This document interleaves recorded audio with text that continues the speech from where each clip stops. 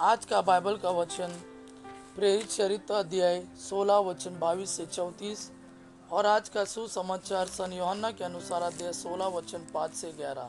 प्रेरित चरित्र अध्याय 16 वचन 22 से 34। उनके विरोध में भीड़ भी एकत्र हो गई। तब न्यायकर्ताओं ने कपड़े उतरवाकर उन्हें कोड़े लगवाने का आदेश दिया। उन्होंने पौलुस और सिलस को खूब पिटवाया और कारापाल को बड़ी सावधानी से उनकी रखवाली करने का आदेश देकर उन्हें बंदीगृह में डलवा दिया। कारापाल ने ऐसा आदेश पाकर उन्हें भीतरी बंदीगृह में रखा और उनके पैर काट में जकड़ दिए। आधी रात के समय जब पौलुस तथा सिलस प्रार्थना करते हुए ईश्वर की स्तुति गा रहे थे और कैदी उन्हें सुन रहे थे, तो एकाएक इतना भारी भूकंप हुआ कि बंदीगृह की नींव हिल गई।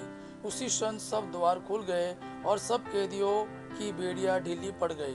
कारापाल जाग उठा और बंदीगृह के द्वार खुले देखकर समझ गया कि कैदी भाग गए हैं, इसलिए उसने तलवार खींचकर आत्महत्या करनी चाहिए। किंतु पौलुस ने ऊंचे स्वर से पुकार कर कहा, अपनी हानि मत कीजिए, हम सब यही है। तब कारापाल चिराग मंगाकर भीतर दौड़ा और कांपते हुए पौलुस तथा सिलस के चरणों पर गिर पड़ा। उसने उन्हें बाहर ले जाकर कहा, सज्जनों, मुक्ति प्राप्त करने के लिए मुझे क्या करना चाहिए? उन्होंने उत्तर दिया, आप प्रभु ईसा में विश्वास कीजिए तो आप और आपके परिवार को मुक्ति प्राप्त होगी। इसके बाद उन्होंने कारापाल और उसके सब घर वालों को ईश्वर का वचन सुनाया। उसने रात को उसी घड़ी उन्हें ले जाकर उनके घाव धोए। इसके तुरंत बाद उसने और उसके सारे परिवार ने बपतिस्मा ग्रहण किया। तब उसने पौलुस और सिलस को अपने यहाँ ले जाकर भोजन कराया और अपने सारे परिवार के साथ आनंद मनाया, क्योंकि उन्होंने ईश्वर में विश्वास किया था।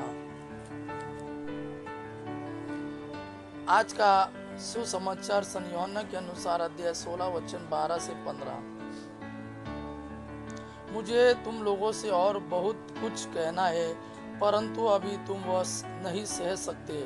जब वह सत्य का आत्मा आएगा तो वह तुम्हें पूर्ण सत्य तक ले जाएगा, क्योंकि वह अपनी ओर से नहीं कहेगा, बल्कि वह जो कुछ सुनेगा वही कहेगा और तुम्हें आने वाली बातों के विषय में बताएगा। वह मुझे महिमान्वित करेगा, क्योंकि उसे मेरी ओर से जो मिला है वह तुम्हें वही बताएगा। जो कुछ पिता का है वह मेरा है, इसलिए मैंने कहा कि उसे मेरी ओर से जो मिला है वह तुम्हें वही बताएगा। यह प्रभु का वाणी है। प्रभु को धन्यवाद। आबा पिता की महिमा और पुत्र यीशु का प्रेम आप पर सदा सर्वदा बना रहे। आमीन।